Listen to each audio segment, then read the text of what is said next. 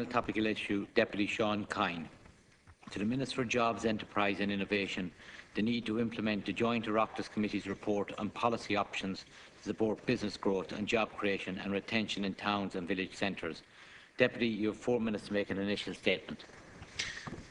Gramagat Cahirlook, and I'd like to first of all thank the Ceann Comhairle's office for selecting this topical issue debate and to welcome Minister Nash to the Chamber. Minister, as no doubt you're aware, the Joint Committee on Jobs, Enterprise and Innovation launched a report in March of this year entitled Policy Options to Support Business Growth and Job Creation in Town and Village Centres. I'd like to commend the Chair, Deputy Marcella Corcoran-Kennedy, Vice Chair John Lyons, and indeed all the members of the committee cross-party who engaged in the process and produced the report.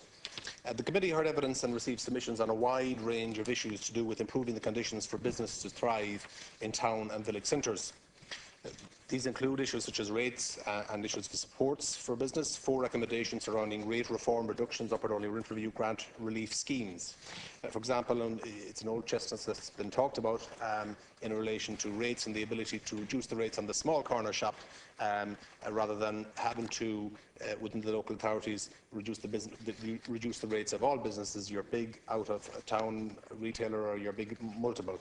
And unfortunately, this hasn't happened over the last 4 years.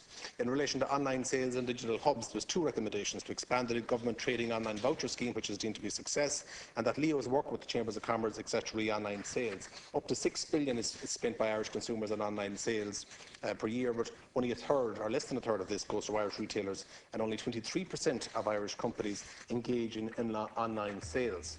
In relation to business costs, 2 recommendations, including the continued discussion between government and banks, free charges being levied, and a coordinated campaign between government and industry bodies to switch energy providers and provide a platform to allow businesses to compare prices more easily. On promotion and marketing, 1 recommendation in relation to tourism, that Ireland strongly market our towns and cities as shopping destinations. In relation to making town centres better places to visit, 2 recommendations regarding the rollout of town teams, and also the rollout of the Business Improvement District model. In relation to High Street Innovation Fund, to provide retailers, provide funding to local authorities to rejuvenate and regenerate our town centres. In relation to car parking, which is a bugbear of many of the retailers, to at least provide free parking for over several hours per day, and to combat the overzealous nature of parking tickets within our local authorities. In relation to crime and safety, a strategic policing operation in urban centres to provide a safer shopping environment, and also higher visibility policing in conjunction with the town teams and other stakeholders. I would first of all ask the Minister that these recommendations be acted upon, that they be acted upon by government agencies, that through the Department of Jobs have a role in the highly successful and commended Jobs Action Plan, which has been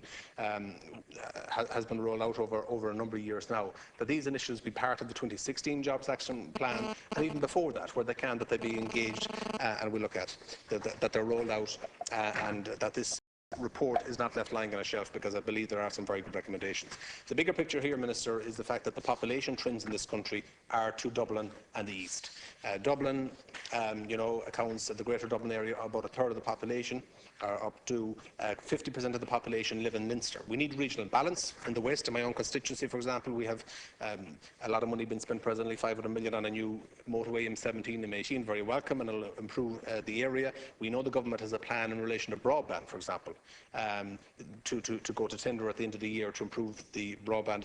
Both of these will improve the mobility and ease of movement and mobility of businesses, enabling growth in the regional areas. But we need to have regional balance, and we need to provide the growth within our towns and to provide incentives for job creation and growth within our town centres. Thank you, Deputy. Minister, you have 4 minutes for a reply. Thanks very much, Chair.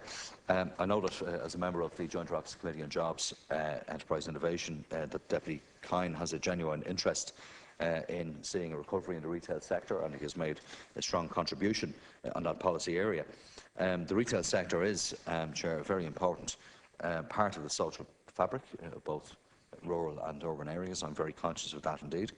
The retail and wholesale sector employs, in fact, 270,000 people and constitutes the largest sector of private employment in this country. It also, of course, indirectly supports jobs in sectors such as the logistics sector and distribution, and provides a very important outlet for Irish products and Irish produce. the wholesale and retail sector combined suffered losses of over 45,000 jobs in the period between 2008 and 2012. And in spite of employment growth in the economy generally over the last 2 years, employment growth in wholesale and retail has been more sluggish and has been somewhat inconsistent. And a key objective of the Retail Consultation Forum, which I chair, is to establish how industry and government can work together to support the recovery of jobs in the sector. As chair of the forum, I very much welcomed the report which the committee published in March, entitled Policy Options to Support Business Growth and Job Creation and Retention in Town and Village Centres. And one of the key issues that have been raised with me by retailers in the context of my chairmanship of that body is the need to focus on actions that can be taken to support retail in town centres around the country. And of course there are a number of different departments and agencies and local authorities indeed across the country who are directly responsible for that whole area, and we want to work closely with all of the stakeholders to ensure that we can advance practical policy measures to effect real change in our town centres. So shortly after the publication of the report, I did convene a special meeting of the Retail Consultation Forum on the 27th of April to discuss the report. I invited Senator Fergal Quinn, who myself of course is a member of the committee, to address the meeting and to highlight main elements of the report. There are 15 recommendations in the report. It covers a wide range of issues. And our objective in the forum really was to, I suppose, identify the recommendations that were considered most feasible for efficient and effective delivery, whether that was from within the public sector or the private sector itself. So on the basis of the discussions we had, the recommendations in the committee's report identified by the forum as holding particular potential for actions centred around, for example, developing training for retailers in online sales and social media, highlighting the increased cost of bank charges and other administrative burdens on retailers. In fact, those issues were raised directly with me when I visited Galway recently with my colleague Deputy Derek Nolan, and I discussed these issues with retailers at the invitation of my colleague, exploring how retailers might get improved deals from energy providers, for example, as is the case in the hotels industry. And identifying towns that might be suitable for a pilot approach of the town centre teams initiative and a model reference in the committee's report and referenced by Deputy Kyne. So these and other recommendations for implementation will be considered further by the forum in the autumn. We're in the process now of nuancing that. So I'm strongly of the view that a collaborative approach on the part of retailers is the most effective way to implement some of the recommendations in the report, and my department will be happy to continue to support and assist the retail bodies in whatever way we can, including through the setting up potentially of working groups within the Retail Consultation Forum if we feel it's appropriate to drive forward some of the recommendations. And as part as well of the Regional Action Plan for Jobs strategy, the 8 regional plans that we're rolling out at the moment, Enterprise Ireland is accepting proposals under a new Community Enterprises Initiative Fund, and retail bodies may be interested in exploring opportunities there to support the recovery of town centre retailing. I know for a fact that some of the retail bodies are very interested in pursuing potential funding through that stream, and the full details of this call for proposals I think the Deputy might be familiar with, and the closing date for the receipt of applications under that scheme is the 10th of July. Thank you, Minister. Deputy, you have 2 minutes for a supplementary statement.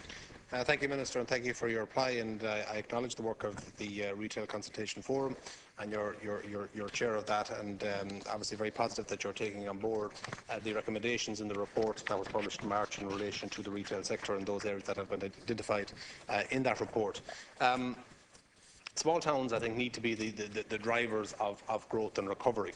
And we need to, as well as doing all we can to encourage job creation in existing businesses and job retention, we need to encourage people back onto the main street of our town centres. We need to incentivise, whether it be derelict sites or vacant sites, whether they be commercial or residential. You get people back living on our main streets. There are towns, and I'm sure they're in your own county, there are towns and streets in rural towns where in the 60s you could have had 150 people live in them. Today you might have 10.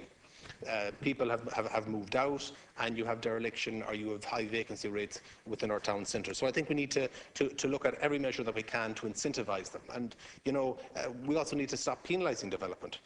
For example, local authorities will impose development contributions on main streets. Obviously, they have to fund themselves, but we need to be incentivising development on our main streets. We need to be looking at the overshop living, which my colleague Deputy Michelle Mulhern has a particular interest in relation to rejuvenating those areas. We need to get people in, encourage business, allow changes where there's an oversupply of commercial which has moved out. We need to, where there are sustainable plans for residential, to allow changes from commercial to residential in these areas. Encourage a mix of housing, not just social housing within our towns.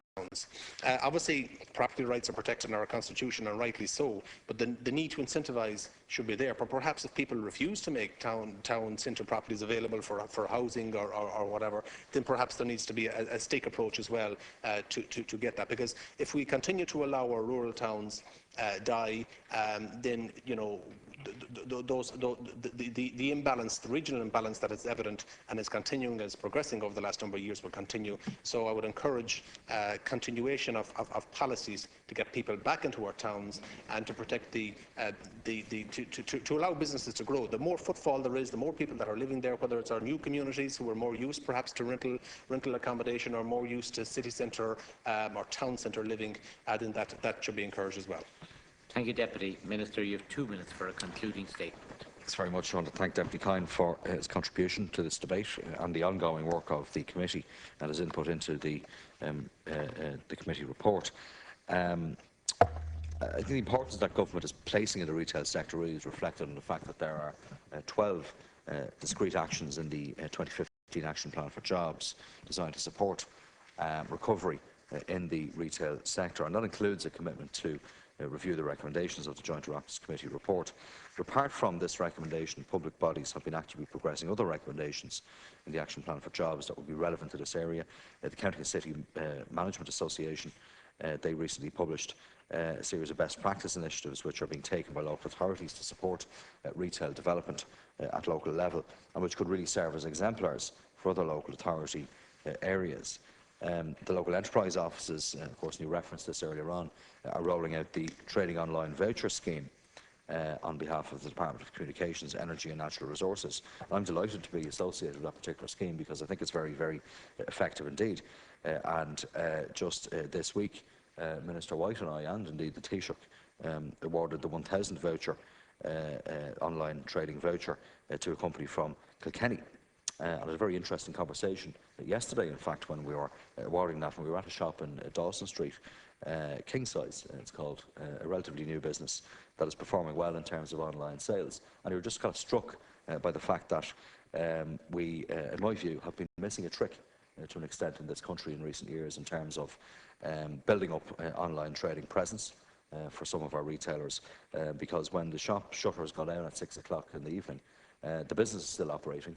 The business is still making money, and that's a conversation I think that's really struck home with me yesterday, that there was a company closing its shutters at 6 o'clock like every other company, but managing to retain a presence clearly online and making money for the business, keeping people in employment and adding jobs as well.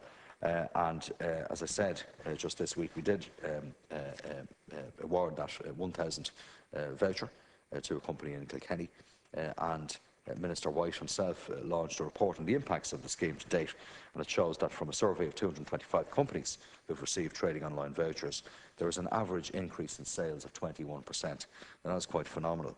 71% of companies who were surveyed expect to take on staff to cope with increased sales, and the average number of new jobs is 1.4 per business.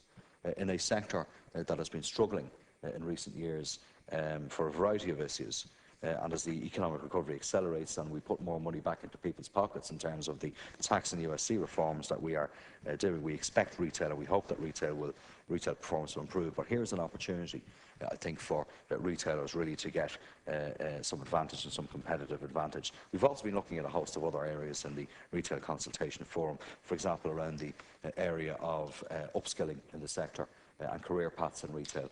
Because there are career opportunities in retail, and I think too few workers in this economy see retail as a viable career option. And we need to professionalise the retail sector. I think we have a strong story to tell in retail. I think we're good at retail in this country, and I'd like to see Ireland become a retail destination, in fact, because I think there will be opportunities for us there. You mentioned in conclusion, just Chair, if I might, the Living Cities initiative. You reflected on that in terms of trying to bring people back into our city centres and our town centres. I think that certainly could improve the situation in relation to over-the-shop living, because we want our town and city centres to become 24/7 spaces, not simply spaces where people come to work and shop between 9 to 5 or 9 to 6 each day, with vibrant, dynamic places and vibrant, dynamic communities. And I think as well some of the changes that Minister Kelly wishes to introduce around vacant sites will help as well, and indeed the pilot initiative from Minister of State Anne Phelan on the REDS schemes, I think, can certainly help as well to work with local authorities to revitalise particularly our rural towns and villages. Thank you, Minister.